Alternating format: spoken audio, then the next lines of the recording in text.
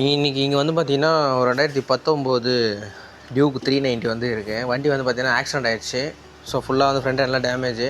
இது வேறு கரேஜ் எல்லாம் எடுத்துன்னு போனாங்க. எடுத்துன்னு போயிட்டு போர்டு ஃபால்ட்டுன்னு சொன்னாங்க.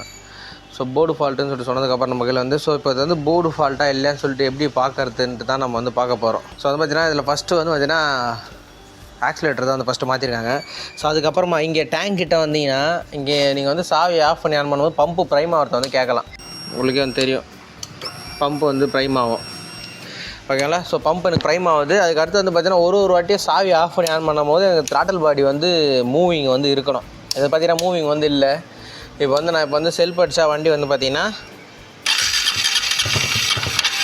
ஸ்டார்ட் ஆக ட்ரை பண்ணுது. பட் என்னென்னா வண்டி வந்து எனக்கு ஸ்டார்ட் ஆகலை.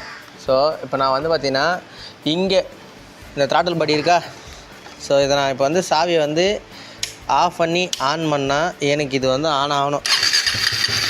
பட்டு எனக்கு அது ஆன் ஆகலை.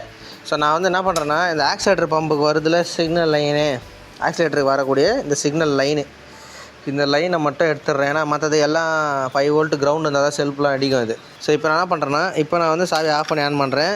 என் த்ராட்டில் பாடி வந்து மூவிங்கில் வந்து இருக்குது. ஸோ மூவிங்கில் இருக்கும்போது பார்த்தீங்கன்னா தெரியும். ஸோ இதில் வந்து பார்த்திங்கன்னா பெடல் தான் வந்து ஃபால்ட்டு. ஸோ பெடல் ஃபால்ட்னால தான் வண்டி வந்து ஐட்லிங்கில் நின்றுட்டு வெளியே வருது. இது போர்டு ஃபால்ட்டு கிடையாது. இது வந்து நம்ம தெரிஞ்ச பையன்றதுனால அவனுக்காக வண்டி வந்து நம்ம வந்து பார்க்குறோம். அதுவே நான் இன்னும் கொஞ்சம் நேரம் ஏரை கொஞ்சம் லைட்டாக கொடுத்தேன்னா வண்டி வந்து நிற்கும் ஐட்லிங். ஓகே. ஸோ வந்து பார்த்திங்கன்னா இந்த டியூக்கு, எம்டி, அதுக்கடுத்து வந்து பார்த்திங்கன்னா காண்டினென்டல், ஜிடி, கவாசாக்கி எந்த ஒரு பைக்காக இருந்தாலும் சரி, ஏன் காரு, லாரி எதாக இருந்தாலும் போர்டு ஃபஸ்ட்டு ஃபால்ட்டே வராது. அவ்வளோ சீக்கிரத்தில் போர்டு ஃபால்ட்டு வருதுன்னா மெக்கானிக் யாராவது நோன்னா மட்டும் தான் போர்டு ஃபால்ட்டு வரும்.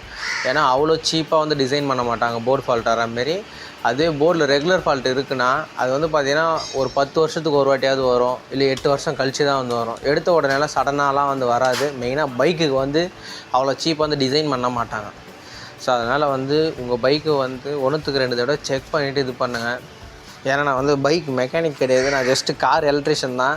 கார் ஈஸியாக ரிப்பேர் பண்ணுறோம் தான். பட் என்னால் வந்து அந்த நாலேஜை வச்சு அந்த பைக்கை வந்து என்னால் ப்ராப்ளம் வந்து பார்த்து சார்ட் அவுட் வந்து பண்ண முடிஞ்சுது.